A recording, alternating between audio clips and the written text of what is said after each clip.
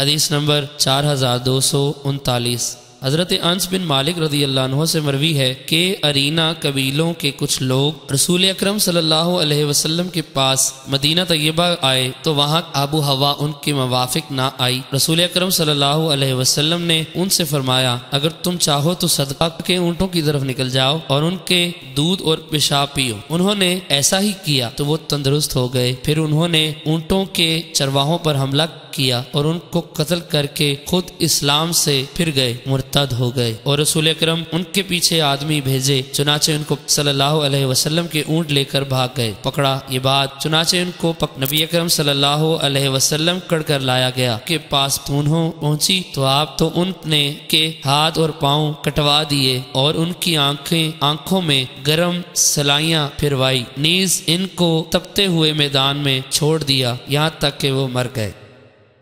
حدیث نمبر 4240۔ انس بن مالک رضی اللہ عنہ سے مروی ہے، حضرت اسکل قبیلہ کے 8 آدمی رسول اللہ علیہ وسلم کی خدمت میں حاضر ہوئے۔ انہوں نے آپ کے دست مبارک پر اسلام کی بیعت کی اور ان کو اس مقام کی آب و ہوا موافق نہ آئی، جس کی وجہ سے ان کے جسم بیمار پڑ گئے۔ انہوں نے رسول اکرم صلی اللہ علیہ وسلم سے شکایت کی تو آپ نے فرمایا، کیا تم ہمارے چرواہوں کے ساتھ ان کے اونٹوں کے باڑے میں نہیں جاتے کہ وہاں ان کے پیشاب اور دودھ پیو؟ انہوں نے کہا، کیوں نہیں؟ چنانچہ وہ گئے اور انہوں نے اونٹنیوں کا پیشاب اور دودھ پیا، پھر وہ تندرست ہو گئے۔ انہوں نے چرواہے کو قتل کر دیا اور اونٹوں کو بھگا کر لے گئے۔ نبی اکرم صلی اللہ علیہ وسلم تک یہ خبر پہنچی تو آپ صلی اللہ علیہ وسلم نے تعاقب میں کچھ لوگوں کو بھیجا، وہ پکڑے گئے اور رسول اکرم صلی اللہ علیہ وسلم کے پاس لائے گئے۔ آپ نے ان کے ہاتھوں اور پاؤں کو کاٹنے کا حکم دیا، چنانچہ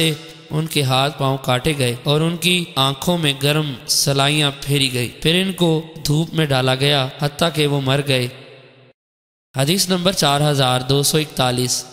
حضرت انس بن مالک رضی اللہ عنہ سے مروی ہے کہ اسکل یا ارینہ قبیلے کے کچھ لوگ رسول اکرم صلی اللہ علیہ وسلم کی خدمت میں حاضر ہوئے تو ان کو مدینہ طیبہ کی آب و ہوا موافق نہ آئی۔ نبی اکرم صلی اللہ علیہ وسلم نے ان اونٹنیوں کے باڑے میں جا کر ان کے پیشاب اور دودھ پینے کا حکم دیا، جیسا کہ حجاج بن ابی عثمان کی روایت میں ہے، نیز ان کی آنکھوں میں گرم سلائیاں پھیری گئی اور ان کو گرم میدان میں ڈال دیا گیا۔ وہ پانی مانگتے تھے لیکن ان کو پانی نہیں دیا جاتا تھا۔